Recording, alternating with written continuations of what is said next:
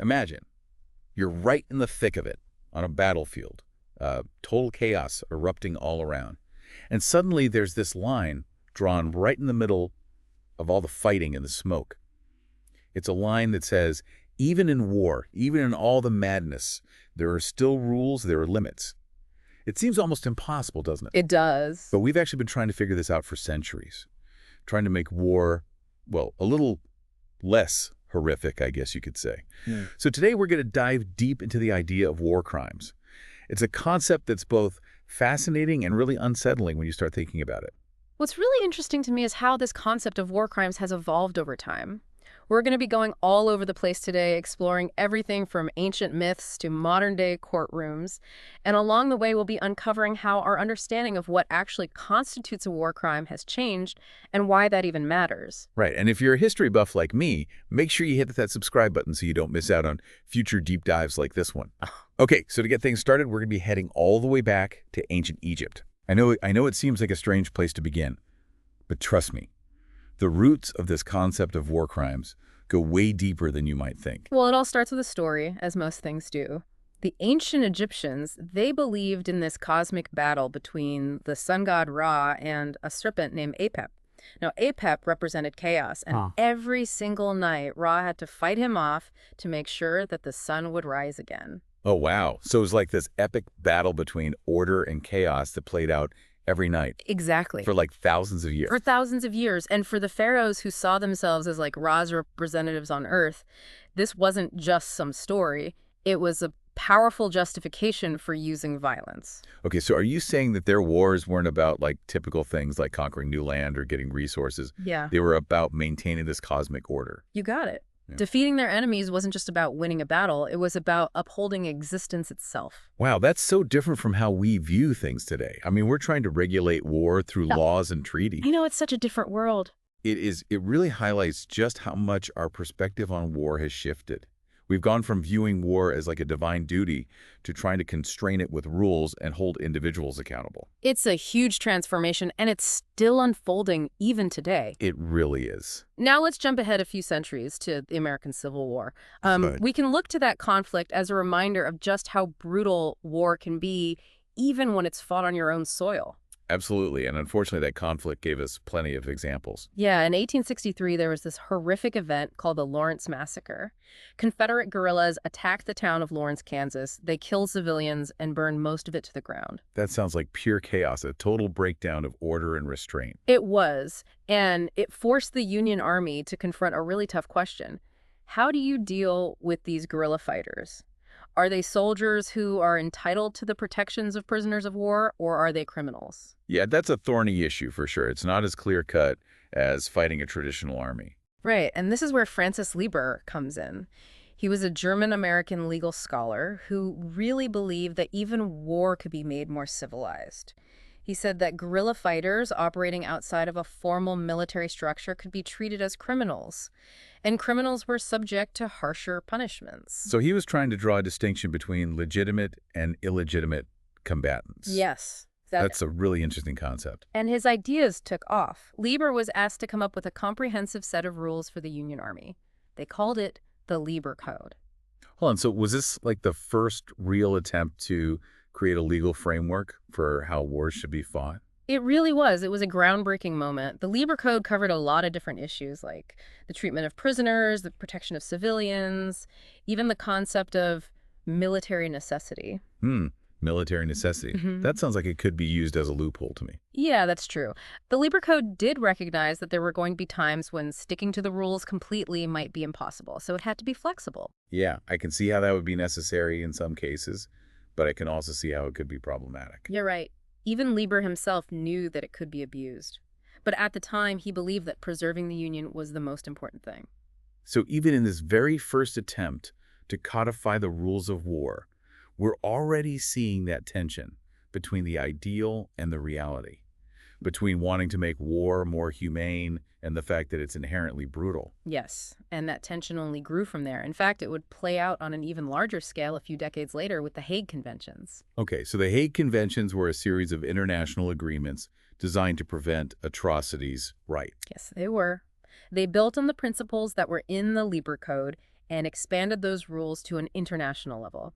They tried to create a separation between combatants and non-combatants, protect civilians, and even regulate the types of weapons that could be used in war. That sounds like a real attempt to move away from barbarity. It was, but there was always pushback, especially from countries like Germany. They didn't want any limitations on what their military could do. They kept saying that military necessity was more important than anything else. So even with these international agreements in place, it sounds like those old tensions were still there. They were. And those tensions became much more apparent during World War I. It's almost like the Hague Conventions were just a test run. you know? Yeah. A well-intentioned but ultimately naive attempt to bring some order to chaos. And then World War I came along and just shattered any illusion that we might have had about that being possible. Yeah, World War I was a total catastrophe. It really showed us the limitations of those early attempts to regulate warfare. The scale of the violence was like nothing we ever seen before. Millions of people were killed, and violations of the Hague Conventions were happening all over the place. It's like the world took a giant step backwards after all that progress. Like all those hopes for more civilized war just vanished. In some ways, yeah, you're right. But even with all those horrors of that war, there was this growing feeling that something had to change. Like those who committed atrocities, especially the ones in charge, couldn't just walk away without facing consequences. I see what you mean. That feeling really came to a head after World War II, don't you think? I mean, after the Holocaust and the atomic bombings, the world had seen the very worst of humanity. Exactly. The aftermath of World War II was a turning point. There was this sense that we couldn't just go back to the way things were. We needed a new way to hold individuals accountable for all the horror they unleashed. And that's where the Nuremberg trials come in, right? For the first time, high-ranking officials were put on trial for war crimes. Precisely, Nuremberg was a landmark event. It established this principle that individuals, no matter their rank or position, could be held responsible for the crimes they committed during war. But wasn't there some debate back then about whether to even hold trials at all? I remember reading that some Allied leaders like Churchill actually wanted to just execute them. You're right. There were definitely different opinions on how to deal with the Nazi leadership. Some, like Churchill, thought that swift justice was the answer. But others, like U.S. Secretary of War Henry Stimson, argued that trials, even if they weren't perfect, were absolutely essential. Okay, so what were Stimson's arguments? Why did he think trials were so important? He made a couple of really important points. First, he said that summary executions would just look like victor's justice, like revenge. And that would completely undermine the moral authority of the Allies. I see. We make it look like the Allies weren't really interested in justice, just in punishing their enemies. Exactly. And his second point was that trials, even if they had problems, would set a precedent for the future. They would show the world that there was this new standard of accountability, that those who committed atrocities wouldn't be able to escape justice. So Nuremberg wasn't just about punishing the Nazis for what they did. It was about trying to create a whole new world order where individuals were held responsible for their actions, no matter how powerful they were. That's a great way to put it. Nuremberg was as much about the future as it was about the past. It's interesting, though, because the legacy of Nuremberg is kind of complicated, isn't it? I mean, it established these important precedents, but it also had its limitations. Yeah, you're right. It wasn't perfect. Lots of lower-ranking officials never got prosecuted. And of course, the Allies themselves were never held accountable for some of the things they did during the war. Right. And then the Cold War started. Yeah. And it felt like that whole idea of international justice was put on hold. The Cold War definitely created a lot of obstacles. Both the U.S. and the Soviet Union were so focused on their own interests and on winning that ideological battle that enforcing international law, especially when it came to war crimes, became very selective. So it was more about politics than about justice. Sadly, yes, that was often the case. There were proxy wars, covert operations, human rights abuses on both sides, and the people responsible were rarely held accountable. So it seems like all those ideals from Nuremberg, those hopes for a world where individuals were held responsible for war crimes, kind of faded away during the Cold War. To a certain extent they did, but they didn't disappear completely. And the horrible things that happened during the Bosnian War in the 1990s brought those issues right back to the forefront. The Bosnian War was just brutal. With the ethnic cleansing and genocide, it was a real reminder that the world hadn't really learned the lessons of the 20th century. It was a tragic reminder, and it really pushed the international community to act.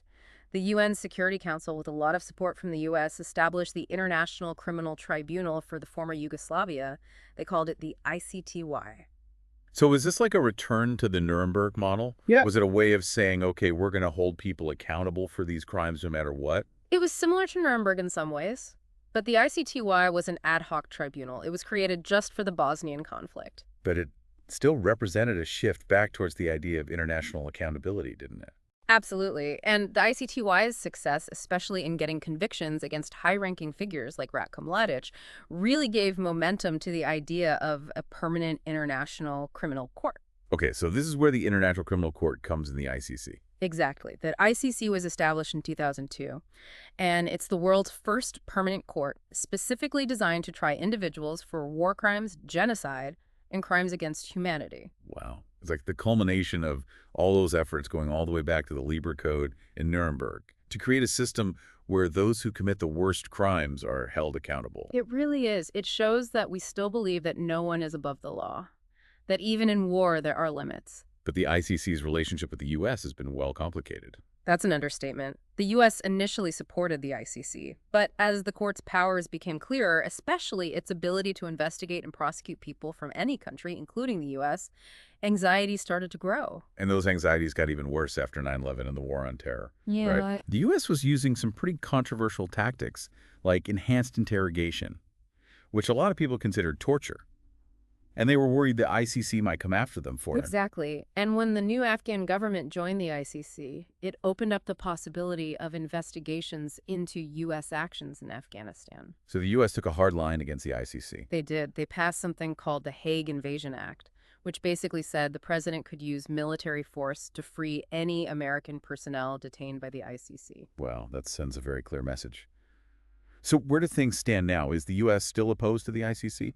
The U.S. is still outside the ICC's jurisdiction, as are a few other major powers like China and Russia. But the ICC is still operating. It is, and it's taking on more and more cases that involve powerful nations, which has made it a target for criticism. I've heard that one of the main criticisms is that the ICC focuses too much on Africa, and that's led to accusations of bias. Yeah, that's a valid concern.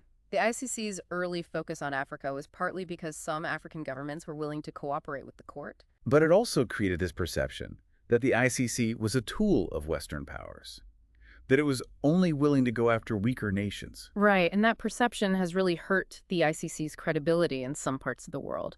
It's something the court is going to have to address if it wants to be seen as truly impartial. So the ICC is dealing with this constant tension.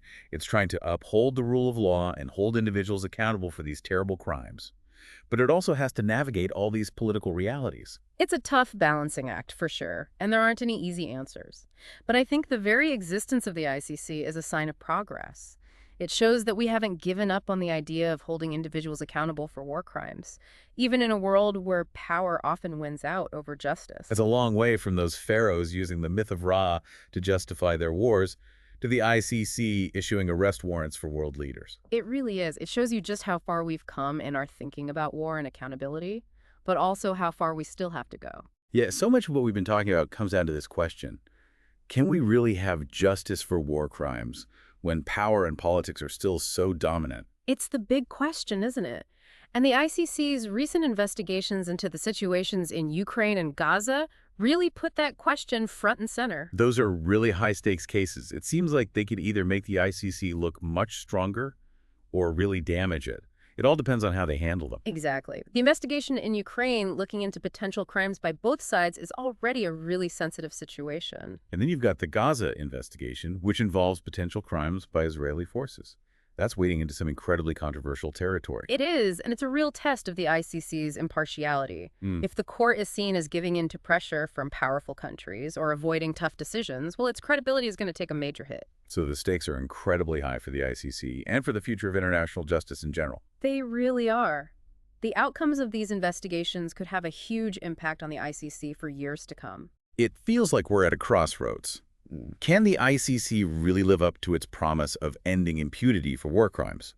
Or will it just become another tool for the powerful to use against the weak? That's the question we've been wrestling with today, isn't it? And there are no easy answers. The ICC is facing some huge challenges: political pressure, limited resources, countries that don't want to cooperate. It's an uphill battle, to say the least. It sounds almost impossible. It can feel that way sometimes. But despite all the obstacles, I really do believe that the ICC represents an important step forward. It's not perfect by any means, but its very existence sends a powerful message. It says that individuals can be held accountable for atrocities no matter how powerful they are. So even if it's flawed, its existence is a sign of progress. I think so.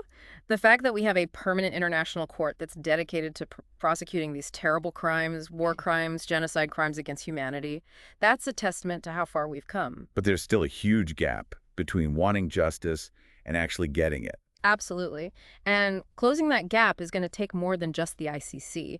It requires a global commitment to accountability, a willingness to stand up to those in power and demand that those who commit these atrocities are brought to justice. So it's a collective effort, not just something we can leave to the courts to figure out. Exactly. We all have a role to play in creating a world where war crimes aren't just condemned, but prevented altogether. We've covered a lot of ground today. Yeah. From ancient myths to modern courtrooms, it's been a fascinating journey. It has, and it's been pretty sobering at times, too. What strikes me is how these really fundamental questions about war and what's acceptable have been around for so long. It makes you wonder if we'll ever find the answers. Maybe not. But the fact that we keep asking them, that we keep striving for a better world, that gives me hope. That's a good point. Hmm. Progress isn't always a straight line. There will be setbacks and challenges. But pursuing justice is an ongoing process. It is, and it's a process that needs our constant attention and engagement. I couldn't agree more. Well, this has been a really insightful look into the history of war crimes. Thank you so much for joining us on this journey. It's been my pleasure. And if you enjoyed this episode, make sure you hit that subscribe button and share it with your friends. Until next time, keep exploring, keep questioning, and keep diving deep.